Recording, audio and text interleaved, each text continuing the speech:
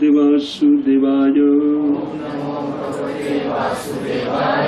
ओम नमो भगवते वासुदेवाय। ओम नमो भगवते वासुदेवाय।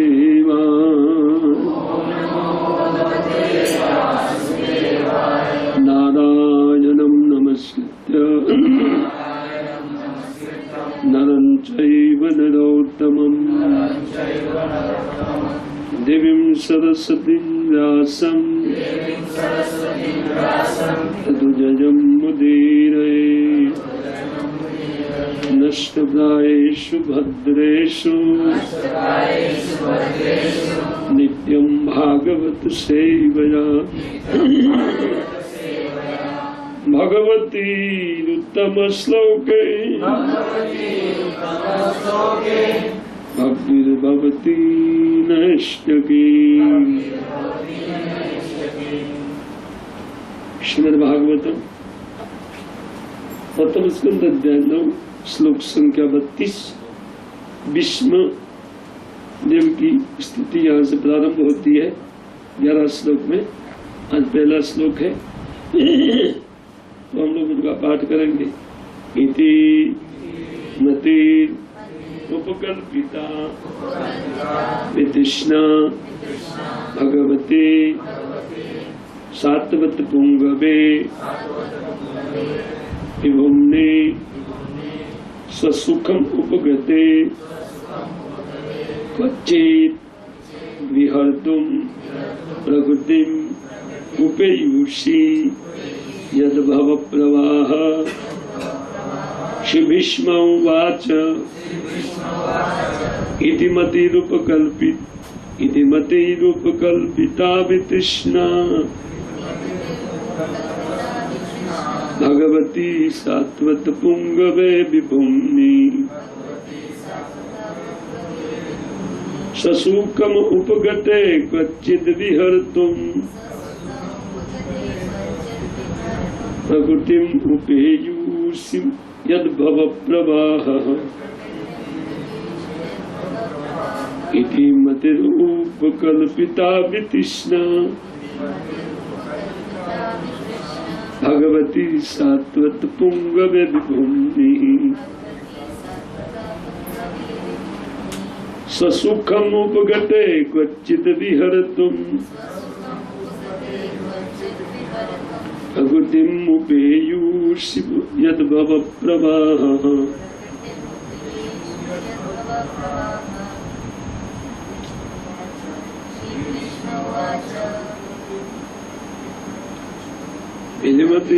कल्पिता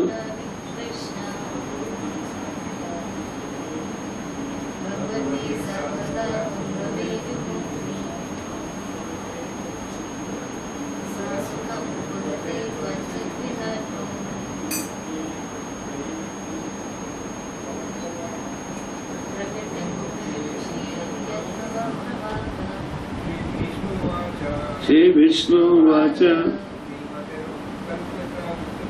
मतिरूपकल्पिता वितृष्णा भगवती सात्वत पुंगवे विभुम्नि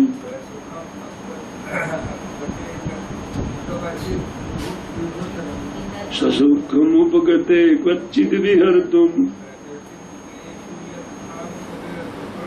प्रकृतिम् उपेयुषि यद्भव प्रवाहः। भीष्म उवाच इति मतिरूपकल्पिता वितृष्णा भगवती सात्वत पुंगवे विभुम्नि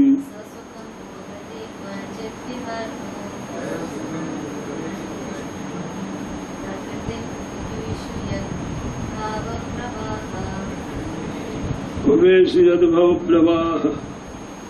भीष्म उवाच श्री भीष्म जी ने कहा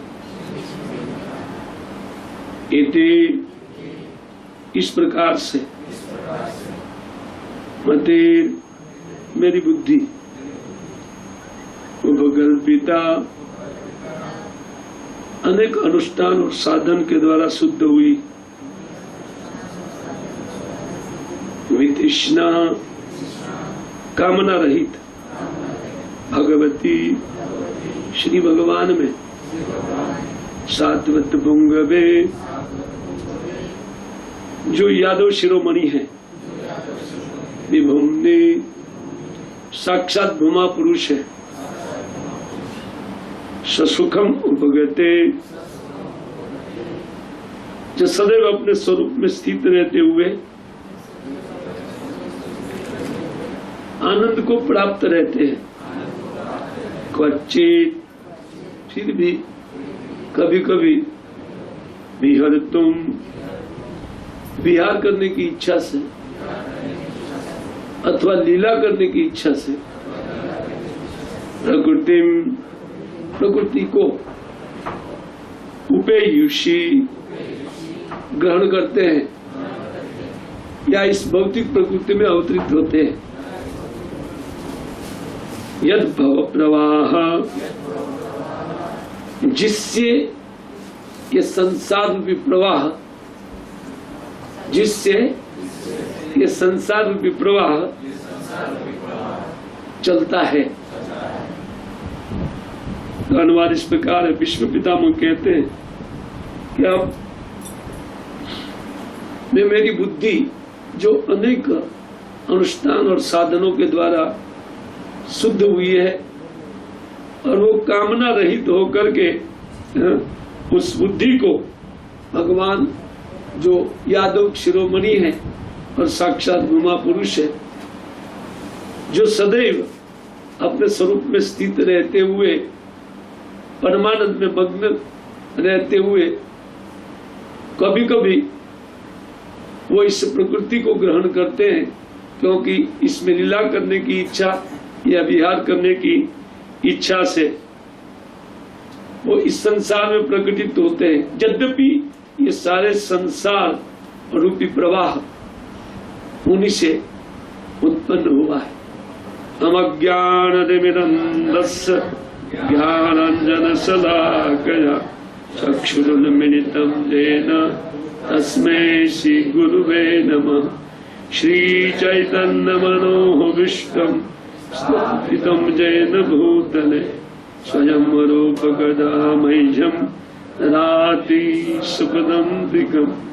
वन्देऽहं श्रीगुरौ श्रीयुतपदकमलं श्रीगुरून् वैष्णवञ्च श्रीरूपं साग्रजातं सहगण रघुनाथान्वितं तं सजीवं साद्वैतं सावधूतं परिजनसहितं कृष्ण चैतन्यदेवं श्रीराधा कृष्णपादां सहगण ललिता शिवशाखन्वितंश्च मुखं करोति वाचालं पंगुं लङ्घयते गिरिं यत्कृपातमहं वन्दे परमानन्दमाधवं। जयतं सुरतपङ्गौ मम मन्दमतेर्गत मत्सर्वस्वपदाम्भोजे श्रीराधा मदन मोहन। वाञ्छाकल्पतरुभ्यश्च कृपा सिन्धुभ्यैव पतितानां पावनेभ्यो वैष्णवेभ्यो नमो नमः। श्रीकृष्ण चैतन्य प्रभो नित्यानंद श्री अद्वैत गदाधर शिवासादि श्री गौर भक्तवृंद। हरे कृष्ण कृष्ण कृष्ण हरे हरे राम राम राम हरे। नमो विष्णुपादाय कृष्ण पृष्ठाय भूतले श्रीमद् भक्ति वेदांत स्वामी नामने नमस्ते। सारस्वती देवी गौरवाणी प्रचारणे निर्विशेष शून्यवादी पाश्चात्य देश। तो कल हम लोग देख रहे थे कि सुध गोसाई पाद विश्वाणी के ऋषि मुनियों को ये बता रहे थे कि किस प्रकार युधिष्ठिर महाराज के सभी प्रश्नों का उत्तर देते हुए श्री भीष्म पितामह अभी अपने शरीर को छोड़ने के लिए बिल्कुल तैयार, क्योंकि वो कहते कि उत्तरायण का समय जो इच्छा मृत्यु जिनके पास है, ऐसे योगीजन जिस काल की प्रतीक्षा करते हैं वो काल उपस्थित हुआ। तो उसी समय श्री भीष्मदेव ने अपने सामने खड़े हुए उन भगवान को प्रणाम करते हुए कहते हैं कि उन आदि पुरुष भगवान में अपने मन को लगा दिया और अपने ध्यान पथ में उन भगवान का वो स्मरण कर रहे जो चतुर्भुज विग्रह में, और जिस विग्रह के पर उन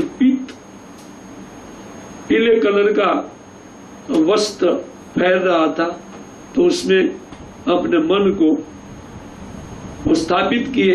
और स्थापित करते ही कहते हैं कि उनके उन सरसैया का जो दुख था वो दुख तो उनके दर्शन से ही चला गया था, लेकिन जब उनके हृदय में भगवान स्थापित हुए तो कहते हैं उनके बाद जो बचा हुआ कसाई था, अर्थात इस भौतिक उन सत्वगुण का भी विकार जो किंचित मात्र था वो भी नष्ट हो गया और बिल्कुल विशुद्ध मति से श्री विष्णुदेव भगवान को प्रार्थना करने के लिए, अपनी स्तुति करने के लिए, अपनी स्तुति को अर्पित करने के लिए तैयार। श्री विष्णुवाच, तो विष्णुदेव ये कहते हैं कि इति मतिर उपकल्पिता विस्तृष्णा भगवती सात्वत पुंगवे भमनी। कहते हैं कि मेरी ये बुद्धि जो अनेक नानाविध साधन करते हुए उनसे निरपेक्ष या कामना रहित होते हुए अभी वो शुद्ध हो गई है। जब व्यक्ति कुछ कार्य इस संसार में करता है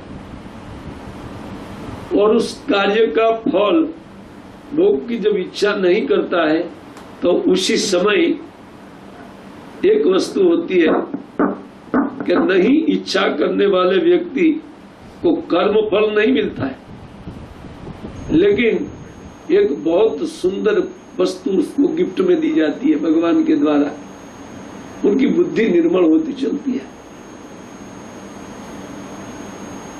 इसलिए कर्मयोग करते हुए व्यक्ति को चाहिए कि अपना समस्त कर्म फल भगवान को अर्पित करते चले। सहज बात नहीं है, लेकिन उनकी शिक्षा जैसे भक्त लोग देते हैं, श्रील प्रभुपाद महाराज जी ये बताते हैं कि किस प्रकार बुद्धि को शुद्ध किया जा सकता है। क्योंकि हम लोग का आसक्ति कर्म में है, तो हमको चाहिए कि हमारा कर्म फल भगवान के चरणों में अर्पित करें और ऐसा करते हुए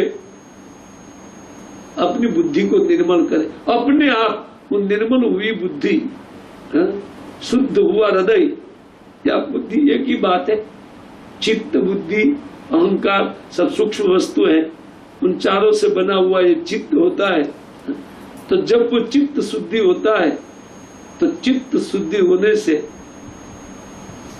जो अक्षय अमृत आनंद है, जो कभी नहीं तिरोहित होने वाला सुख, उसको जीव को गिफ्ट में दिया जाता है। चित्त शुद्धि का एक फल है। जिस सुख की हम लोग इच्छा करते हैं और जिनके अभाव में हम लोग ये नाना प्रकार के सुख को टेस्ट करके संतुष्ट नहीं होता है हृदय, इनके अभाव के कारण नहीं हो रहा है। क्योंकि हम लोग अमृतस्य पुत्रा, भगवान श्री कृष्ण के हम लोग पुत्र है, सहज हमारा स्वभाव है उन अमृत का आस्वादन, भगवत रस का आस्वादन, और उस रस को दूर से इंगित करने वाला ब्रह्म तत्व है।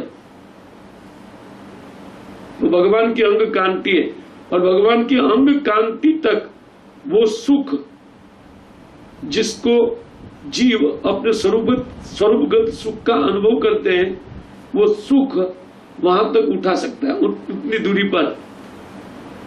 तो चित्त शुद्ध जब व्यक्ति का होता है तो सबसे पहले ब्रह्मा अनुभव होता है, और इसका अनुभव मात्र से प्राकृत जितना भी सुख है उनसे बुद्धि हट जाएगी। या पहले से उन प्राकृत कर्मों को करते हुए जो कर्म की अपेक्षा नहीं करने वाले व्यक्ति रहते हैं, तो उनकी चित्त शुद्धि अपने आप होती है, अपने आप, कोई फल नहीं चाहने पर अपने आप चित्त शुद्धि होती है। ये व्यवस्था है प्रकृति में। हम कुछ चाहते हैं इसलिए वो फल हमको मिल जाता है। धर्म का आचरण करने पर जो कुछ हम चाहते हैं वो फल को हम प्राप्त कर लेते हैं, लेकिन वो फल क्षणिक है, उससे मिलने वाला जो सुख है वो भी क्षणिक है। और हमको शाश्वत सुख चाहिए, क्योंकि हम जीवात्मा के रूप में सनातन है, हमेशा रहने वाले, परमानेंट व्यक्तित्व हम रखते हैं। तो परमानेंट व्यक्तित्व के अनुसार परमानेंट सुख भी है, जिनके अभाव में हम लोग ये कर्म फल भोग करके सुखी होना चाहते हैं, उनका अभाव है सुनिश्चित। वो भावना ही हमारे पास नहीं है।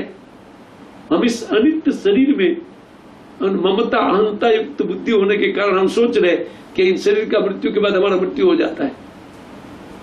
ये तो माया के द्वारा उत्पन्न किया गया विभ्रम है, एक बहुत बड़ा भ्रम है कि शरीर के साथ हमारा मरण हो जाएगा। विश्वास नहीं है पुनर्जन्म में लोगों का, तो एक बहुत बड़ी माया है। माया माने ब्रह्म मंडल, मां माने नहीं, और या माने जो नहीं है उनको है करके दिखाती है।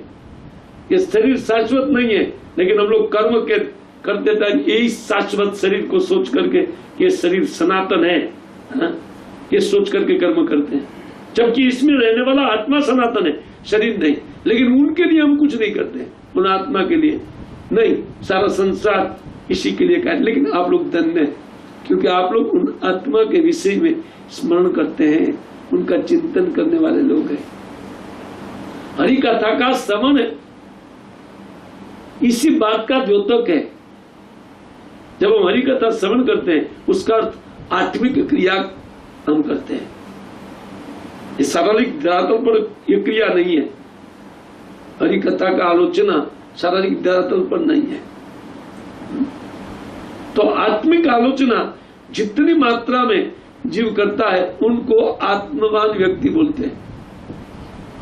आत्मदर्शी व्यक्ति अपने आत्मा को ध्यान, अपने आप को ध्यान में रख करके वो कर्म करते हैं, और हम लोग माया को ध्यान में रख करके वो कर्म करते हैं।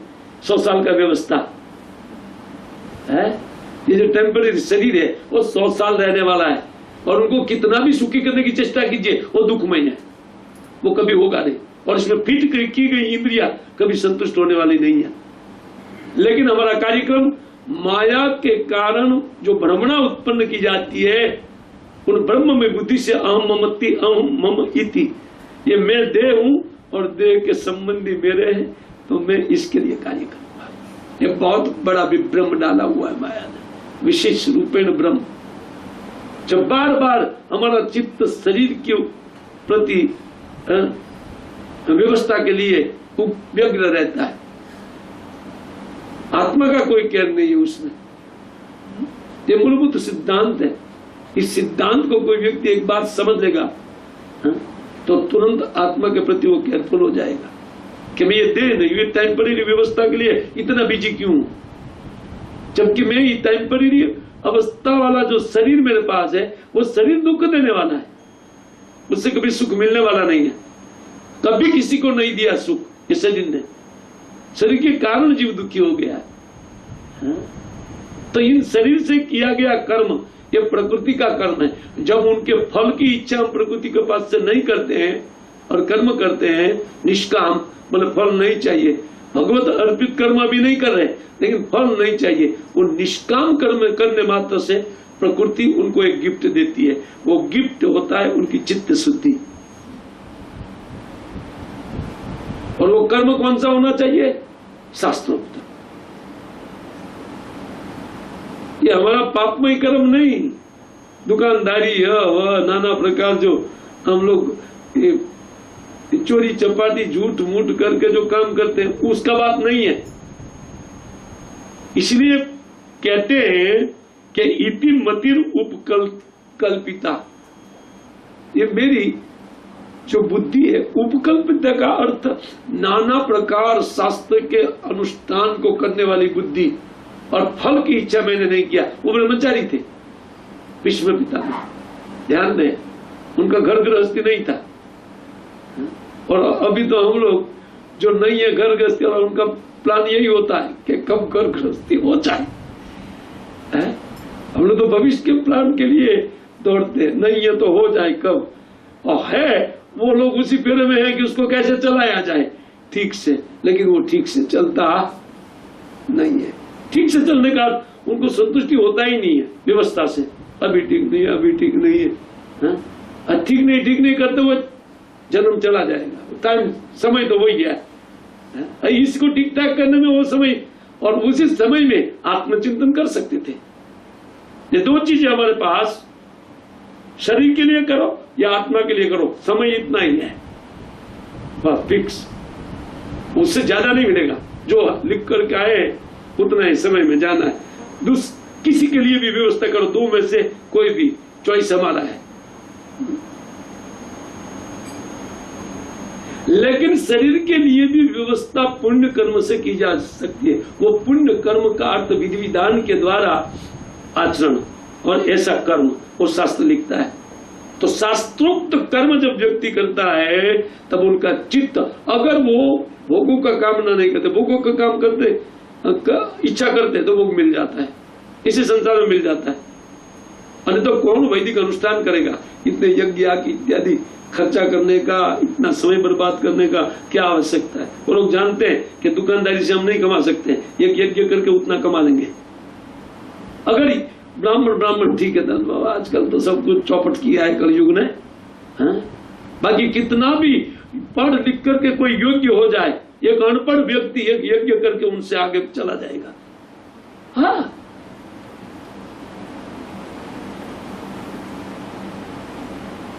देखिए, तो ये शास्त्र है, ये तो हम लोग का श्रद्धा नहीं है इसमें, इसलिए दुकानदारी चलता है।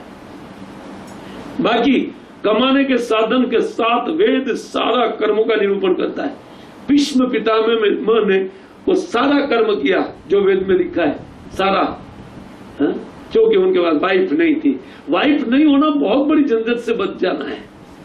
ये वाइफ ही सारा झंझट उत्पन्न करती है, इतना सारा झमेला उत्पन्न करने वाली वाइफ होती है, क्योंकि वाइफ से ही बच्चे उत्पन्न होते हैं। फिर भी राजीव इच्छा कर रहा है एक सुंदर वाइफ मिले, है ना? जो है उनको पूछो क्या मिला है, बोले झंझट मिला है और क्या। लेकिन इतना पावरफुल माया है ना, वो आकृष्ट करती है। जो लोग अभी ब्रह्मचारी है, वाइफ नहीं किया, उनका प्लान भी वही रहता है ना? खैर, भीष्म पितामह वो नैष्ठिक ब्रह्मचारी थे, और सबसे बड़ा योद्धा, दुनिया में जो भी चीज चाहिए अपने बलबूते पर वो किसी के पास से छीन सकते, वैध युद्ध के द्वारा। और वो उनका कर्म है, शास्त्र में लिखा गया है, अगर क्षत्रिय को कुछ चाहिए तो किसी के पास से भी युद्ध करके ले सकता है, उसमें कर्म बंधन नहीं लगता है। देखिए उनका जीवन देखिए। लेकिन उन्होंने कभी अपने लिए युद्ध नहीं किया, हजारों युद्ध किया, लेकिन अपने लिए एक भी युद्ध नहीं। ये महान योद्धा है, ये इसका महान कार्य हुआ, इसके लिए उनका चित्त शुद्ध हो गया अपने आप। वो अपने लिए कोई कार्य नहीं किया। जब वो युद्ध करते थे तो वो हस्तिनापुर के लिए युद्ध करते थे, अपने लिए नहीं। हाँ, निश्चित उसमें कुछ कसाई आ जाता है, जैसे कौरवों के लिए वो युद्ध कर रहे थे, लेकिन वो भगवत इच्छा थी। भीष्म पितामह का वो कर्म भी भक्ति हो गया। क्यों? क्योंकि भगवत इच्छा से वो कार्य कर रहे थे, बाकी दुष्ट के पक्ष से वो युद्ध कर रहे थे। लेकिन उनमें भगवान का इच्छा समझ करके वो कुछ नहीं बोले। द्रौपदी की जब सभा में वो दुशासन वो साड़ी खींच रहा था, कुछ नहीं, द्रौपदी ने देखा, कुछ नहीं बोले तक नहीं, भगवत इच्छा थी। क्योंकि द्रौपदी वो बाल दिखाएगी और भगवान गुब्बारा रन करेंगे, इसमें दुशासन का लहू चाहिए, दुष्टों का खून चाहिए, उसके लिए तब तक मैं बाल नहीं बांधूंगी। तो भगवत इच्छा थी, तो उनकी वो भगवत इच्छा की पूर्ति और भजन हो गया उनका। सामान्य कर्म उनकी चित्त को शुद्ध करके दे रहे थे, लेकिन स्पेशल जो कर्म होता था इसी प्रकार का, भगवत इच्छा के कारण विपक्ष से लड़े, गाली खा करके। क्यों? लो, असम्माननीय कार्य है दुष्ट का पक्ष लेकर के युद्ध करना, लेकिन भगवत इच्छा थी भीष्म रहेंगे तब ये दुर्योधन युद्ध करेगा, अन्यथा वो मूर्ख नहीं था कि अर्जुन से पंगा ले। हाँ, अकेला अर्जुन सबको मार सकने वाला आदमी था, वो जानता था उनके पावर को। द्रोणाचार्य के जितने भी शिष्य थे उनमें सबसे पावरफुल एकलव्य और अर्जुन दोनों थे, सबसे पावरफुल थे। वो जानता था बराबर, क्यों पंगा लेगा उससे, ये यहाँ की भाषा में पंगा है, क्यों युद्ध करेगा। इसलिए भीष्म पितामह को रखना पड़ा भगवान को, द्रोण और भीष्म को, आप लोग प्रतिपक्ष से युद्ध करो। लोग विचार नहीं करते, भीष्म के ऊपर आक्षेप करते हैं। 8 कारण बताया गया है। भीष्म पितामह बोध देना चाहता था दुनिया को, 1-2 कारण ले लेते, बोध देना चाहते थे दुनिया को, देखो दुष्टों का अन्न खाने से मेरी ये दशा देखो। जब तक ये खून नहीं निकल जाता है गुंद गुंद करके, तब तक सरसैया पर मुझे रहना पड़ा।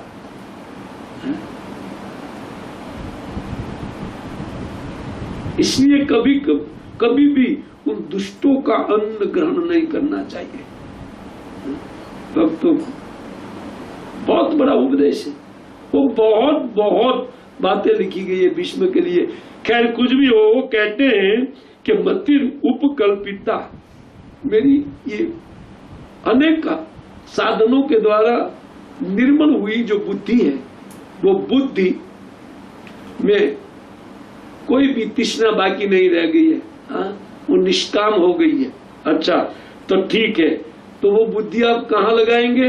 ये एक बहुत बड़ा फल कमाया भीष्म पितामह ने, वो फल को कहाँ लगा रहे देखिए। इस संसार में निर्मल बुद्धि कमाने के लिए मनुष्य शरीर है। ये मनुष्य शरीर वो उन पशुओं की तरह आहार निद्रा वायु मैथुन इकट्ठा करके, भारी परिश्रम करके और मस्त मोटा रकम इकट्ठा करके वो भोगने के लिए मनुष्य शरीर नहीं है। वो तो सुअर और गधे भी करते हैं, बड़ी बात नहीं है। हम लोग को धन लगा करके करते हैं आहार निंदा वायु मैथुन, यही 4 चीज ना। ये पाश्विक क्रिया है, पशु क्रिया है। पाश्विक का तो पशु जन ये कार्य करते हैं, 4, आदमी नहीं। श्री ऋषभदेव मना करते हैं इस कार्य से, बोले मनुष्य शरीर उनके लिए नहीं है। मनुष्य शरीर तपस्या के लिए, तपो दिव्यम पुत्र का है, अपने पुत्रों को उपदेश देते हैं, यह पुत्र आप लोग अपने आप को तपस्या में लगा दो, उन तपस्या से सत्य शुद्धि होगा, चित्त शुद्ध होगा, और उन चित्त शुद्धि होने पर तो अमृतम अश्नुते, उन अमृत आनंद जो आपका स्वभाव है उनका भोग करोगे। जीव का यही स्वभाव है, वो अमृत का भोग करना चाहते हैं। और यहाँ मृत जड़ रस पी करके हम लोग सुख का इच्छा करते हैं। ये तो मृत है और वो अमृत है, हमारा स्वभाव अमृत है, लेकिन ये मृत जड़ रस है। और हम लोग खूब मेहनत कर रहे हैं, और मेहनत करके उन पशु की तरह इकट्ठा किया हुआ वो जड़ रस पी करके क्या फायदा? एक दिन मृत्यु आ जाएगा, और मरण जीव को चाहिए नहीं। इतना सुंदर सिद्धांत लिखे है शास्त्र समझाते हुए। और वस्तु तो हमारा स्वभाव है, कौन बनना चाहता है? देखिए स्वभाव को मैच कीजिए, शास्त्रों के साथ मैच कीजिए स्वभाव को, कोई नहीं बनना चाहता है, क्योंकि अमरत्व स्वभाव है। उस प्रकार एक अमर आनंद है, अमर रस है, अमृत रस है। लेकिन हम लोग मृत रस के पीछे हमारा सब कुछ मेहनत उनके पीछे स्वाहा कर देते, लेकिन वो मृत रस है, मरा हुआ रस, उससे हम जिएंगे नहीं, उससे मृत्यु ही हासिल होगा।